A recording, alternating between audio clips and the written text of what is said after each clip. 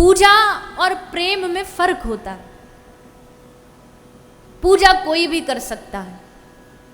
आजकल के अधिकतर लोग पुजारी हैं, पूजा करने वाले, प्रेमी नहीं है। प्रेमी कोई बिरला ही होता है।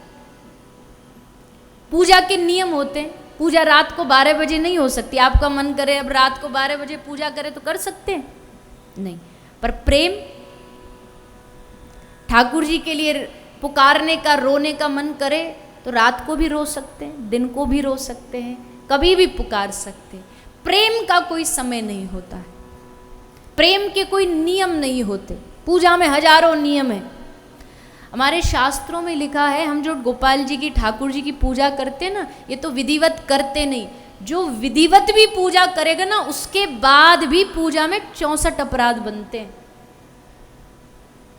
कोई विधि विधान से एकदम अष्टयाम सेवा कर रहा है, सुबह शाम दोपहर सब ठाक, उसके बाद भी 64 अपराध है। सोचो हम जैसे तो फिर कितने ही अपराध करते होंगे, जो न भाव से सेवा करते, भोग भी ऐसे लगाते हैं अपनी फ्लेक्सिबिलिटी के अनुसार। समय होगा तो थाली भर के रख देंगे ठाकुर जी के सामने, 2-2 घंटे तक थाली वहीं रखी रहेगी। और समय नहीं होगा तो पर्दा लगाया, पर्दा लगा के ठाकुर जी ने थोड़े कंफर्टेबल होते हैं कि चलो भैया भोजन आ गया, ने अपना पटका वटका ढीला करते हैं, बांसुरी फेंट में से निकाल के नीचे रखते हैं, राधा रानी को, श्री जी को ने कोनी मारते हैं कि चलो आओ प्रियाजू, आ गया भोजन प्रसाद। इतने तैयार होते ही इतनी घंटी बज जाती है, खुल गया पर्दा। वो तैयार हो ही रहे थे भोजन, पर हमको मीटिंग में जाना नहीं, तुरंत खोल के पर्दा, चलो हो गया, खत्म, बस चलो लेके चल। भोग अपनी फ्लेक्सिबिलिटी का, श्रृंगार अपनी सुविधा अनुसार। भगवान को कहीं ले जा रहे हैं, वैसे तो ज़्यादा ले जाने के मैं पक्ष में नहीं हूँ। घर में अगर कोई है तो घर में सेवा करो, अगर घर में कोई नहीं होता सेवा के लिए तब ठाकुर जी को ले जा सकते हो, और ले जाओ तो फिर उनका विधिवत पूजन होना चाहिए। ऐसे ही नहीं कोई भी कहीं भी रख दो, कुछ भी कर दो, ऐसा नहीं होना चाहिए। तो हम लोग तो कुछ न भाव से सेवा न पूजा, तो फिर हमारी तो क्या ही अपराध, कितने अपराध बनते होंगे। लेकिन फिर भी कह रहे हैं कि कितने भी अपराध हो, लेकिन अगर आप भगवान के प्रेमी हैं तो भगवान उन सब अपराधों को नष्ट कर देते। प्रेम में नियम नहीं देखे जाते। एक गांव के मुकाबले ना शहर में ज़्यादा नियम होते, क्योंकि शहर में भीड़ होती है और प्रेम भीड़ का विषय नहीं। गांव में कहाँ रेड लाइट्स होती हैं, वहाँ सब अपने हिसाब से चल लेते हैं, कब किसको जाना, कब किसको रुकना है। शहर में देखो, क्योंकि वहाँ भीड़ है, और जहाँ भीड़ हो प्रेम एकांत का विषय है। बहुत पुरानी परंपरा कोई होती है ना, उसको तोड़ने में बड़ा डर लगता है। कई बार गुरुजी कह देते हैं ये जो करते आ रहे हो गलत है, छोड़ो इसको, तो व्यक्ति बड़ा डरता है। क्योंकि भक्ति के नाम पर ना हमें बहुत डराया गया है, ये नहीं करोगे तो ऐसा हो जाएगा, हाथ में ये नहीं बांधोगे तो ये ग्रह खराब हो जाएगा। पर भक्ति, सच्ची जो भक्ति होती है ना, वो कभी डराती नहीं। भक्ति हमेशा भक्त को निर्भय बनाती है, निडर बनाती है। जो डर पैदा करे समझो वो धर्म नहीं है, वो अंधविश्वास है। भक्ति से डर पैदा नहीं होता। कई लोगों को आपने कहते हुए सुना होगा, मैं दुनिया में किसी से नहीं डरता भगवान के अलावा। कहते हैं ना लोग, मैं नहीं डरता दुनिया में किसी से, भगवान से बस डरता हूं, और किसी, ऊपर वाले से डरो, ये भी बोलते हैं। ऊपर वाला सब देख रहा है, ऊपर वाले से डरो। अरे भैया, ऊपर वाला हुआ कि कोई भूत प्रेत हुआ जो उससे डरे? अरे बावरे, दुनिया में भगवान ही तो एक ऐसे जिनसे डरना नहीं चाहिए, उनसे प्रेम करना चाहिए। भगवान डराने के लिए नहीं है, भगवान डराने का विषय नहीं है, भगवान प्रेम करने का विषय है। भगवान से डर नहीं लगना चाहिए। अगर डर लग रहा है तो इसका मतलब अभी भगवान से कोई रिश्ता नहीं, संबंध होगा तो डर नहीं, प्रेम उत्पन्न होगा।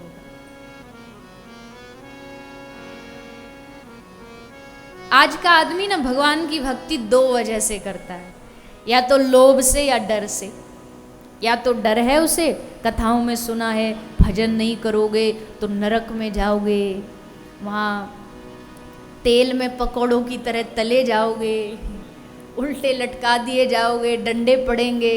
हाँ, हमें नरक में नहीं जाना, नरकों से बचना है तो भगवान का भजन करो। ले ली माला, कर रहे हैं किस लिए? नरक से बचना, बस डर है। या लोभ है या लालच है, कोई चीज करवानी है, हे प्रभु हमारा बंगला बनवा दे, 2 माला कर रहे हैं तेरे नाम की, हे प्रभु हमारा काम रुका हुआ है, ये काम ठीक करवा दे, ये लालच है। होता नहीं बहुत सारे लोग, इंडिया पाकिस्तान का क्रिकेट मैच हो तब देखो लोगों में कैसी भक्ति जागती है। हर जगह हवन चालू हो जाएंगे, यज्ञ चालू हो जाएंगे, दान चालू हो जाएगा, भारत जीत जाए, भारत जीत जाए। चलो इतने तक तो ठीक था कि राष्ट्र की विजय हो इसके लिए कोई शुभ कार्य कर, इतना तक तो ठीक था। पर जैसी खबर आती है ना भारत जीत गया, जहाँ जहाँ यज्ञ बैठे थे बोले हो गया काम, उठो अब चलो, हो गया खत्म। इतने तक की जरूरत थी, इससे आगे नहीं। ये काहे की भक्ति? इसको आप भक्ति कहते हो? ये भक्ति नहीं है, ये आवरण भक्ति का जैसा है, मतलब बाहर से लग रही है भक्ति के जैसी पर है नहीं भक्ति। हमारी भक्ति 2 मिनट में, अगर दुख संकट आ गए, इस भगवान को छोड़ो दूसरा भगवान पकड़ लो, ये भक्ति नहीं है। प्रेम हो तो मीराबाई जैसा, लाख विपत्तियां, लाख संकट, पर एक भजन मीरा का, एक पद ऐसा बता दो जिसमें मीरा ने भगवान से शिकायत की।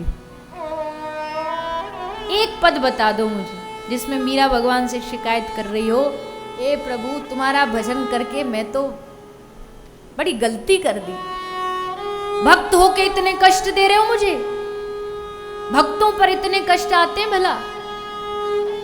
हम तो भक्त है भी नहीं, 2 माला करने वाले, फिर भी हम कहते हैं अरे भगवान बड़े कष्ट देते।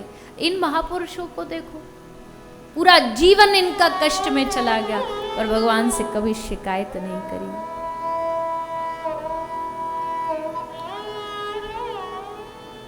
तो प्रेम, प्रेम में नियम नहीं होता, प्रेम में मन का भाव होता है। एक कथा बड़ी प्यारी है, अभी नाम उनका आया तो याद आ गई। जब भगवान ने गिरिराज जी धारण किए ना 7 दिन तक, तो इसमें एक बड़ी अद्भुत घटना घटी। 7 दिन तक ये ब्रजवासियों ने कुछ खाया पिया नहीं, गिरिराज जी के नीचे बस खड़े रहे और कृष्ण को देखते रहे। इनमें से एक कथा आती है कि एक बरसाने में गोपी रहती थी, बरसाने में कन्या रहती थी जिसका नाम था माधवी गोपी। और नंदगांव में एक ग्वाला रहता था कृष्ण का सखा जिसका नाम था चंदू। तो माधवी छोटी सी थी तो उसकी शादी चंदू से ब्याह हो गया था। पहले जमाने में शादी पहले हो जाती थी और फिर गौना बाद में होता था, विदाई जब लड़की बड़ी हो जाती तब होता था।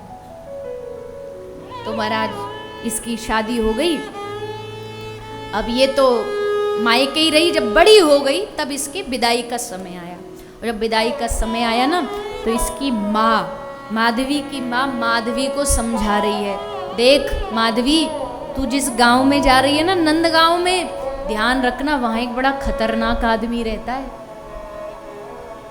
अच्छा मैया क्या करता है वो?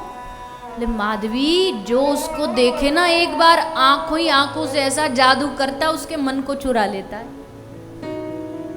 अच्छा हाँ लाली, तुझे कहीं दिख जाए ना तो उसको देखना मत। और मैया देख लिया गलती से तो? बोले देख लिया तो उससे बातें मत करना। बोले बातें कर ली तो? बोले उसको देख के मुस्काना मत। बोले मुस्का गई तो? बोले मुस्का गई तो भी चल जाएगा, लेकिन उसकी बांसुरी को मत सुनना। और बांसुरी भी सुन ली तो बोले फिर तू गई काम से, फिर तेरा दुनिया में कोई इलाज नहीं कर सकता, बच के रहना उससे। अच्छा ठीक है माँ। अच्छा मैया तू ना मुझे थोड़ी रुई दे देना, कहीं उसकी बांसुरी सुन गई मुझे तो इससे बढ़िया मैं कान में रुई लगा के रखूंगी। बोली हाँ बेटी ठीक है। खूब समझा बुझा दिया माधवी को।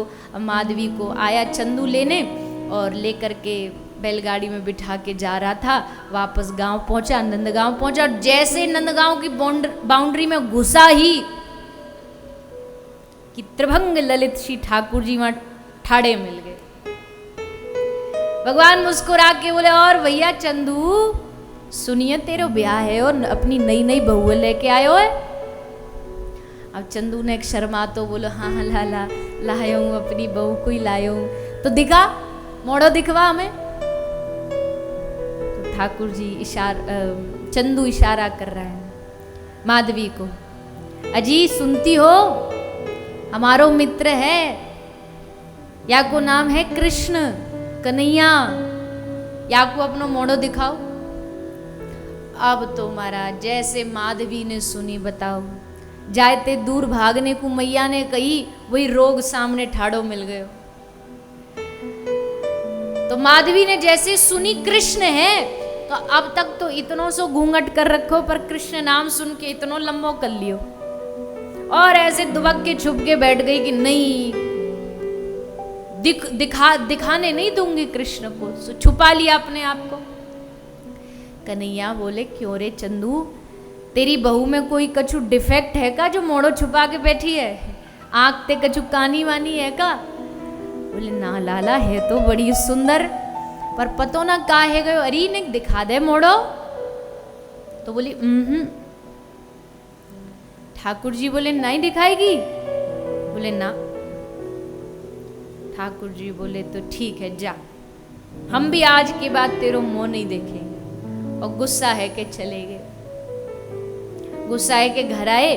अब देखो ये ब्रज का नियम था, घर में कोई नई गांव में नई बहू आती थी ना, सबसे पहले मुंह दिखाई यशोदा और यशोदा का बेटा ही करता था। लाला को नई बहू को मोड़ो देखने को बड़ा शौक हो, तो मैया बोली चल लाला चंदू की बहू आई है तो दिखा लाऊं। तो बोले खबरदार वा को नाम लियो तो पतो ना कहाँ की अप्सरा आई है, हम ठाड़े, हमने इतनी बार कहीं मोड़ो दिखा दे, दिखाई नहीं रही, आज के बाद हम भी वा को मुंह नहीं देखेंगे। नाराज रह गए ठाकुर जी। माधवी यही बात मानती रही।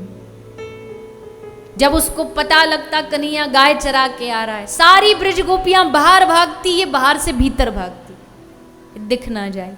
बांसुरी सुने तो कान बंद करके बैठ जाए, सुन ना जाए कहीं कान में बांसुरी। मना किया मैया ने, बचती रही बचाती रही, सालों बीत गए बचते बचते। और फिर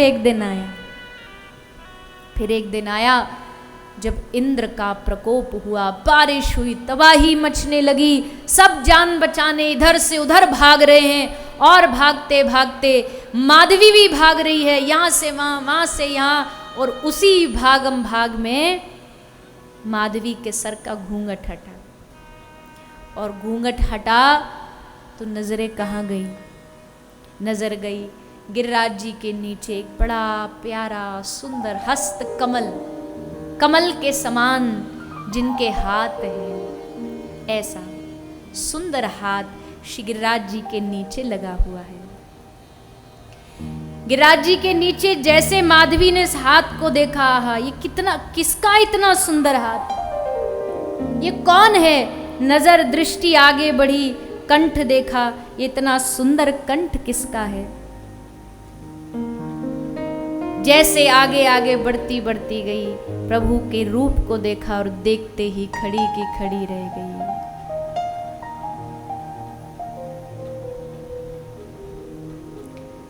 किसी सखी ने कहा आगे बढ़ना, पर अब कहां आगे बढ़ूं, अब तो जो देखना था वो दिख गया।